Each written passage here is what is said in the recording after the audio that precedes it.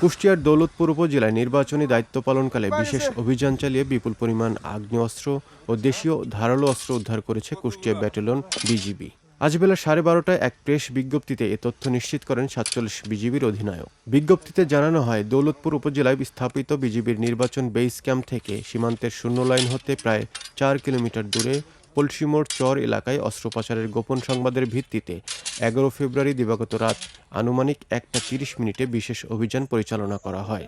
অভিযানকালে মালিকবিহীন অবস্থায় একটি বিদেশি পিস্তল, একটি ম্যাগাজিন, ৩ রাউন্ড গুলি, একটি দেশীয় শুটারগান, চাপাতি সহ ১৪টি ধারালো অস্ত্র উদ্ধার করা হয়। অভিযান চলাকালে বিজিবির ড্রোন ক্যামেরার আর্টিফিশিয়াল ইন্টেলিজেন্স প্রযুক্তি ব্যবহার করে ঘটনাস্থল সুনির্দিষ্টভাবে শনাক্ত করা হয়। উদ্ধারকৃত অস্ত্র দৌলতপুর থানায় মামলা দায়েরের প্রক্রিয়া শেষে হস্তান্তর করা হবে বলে জানিয়েছে বিজিবি।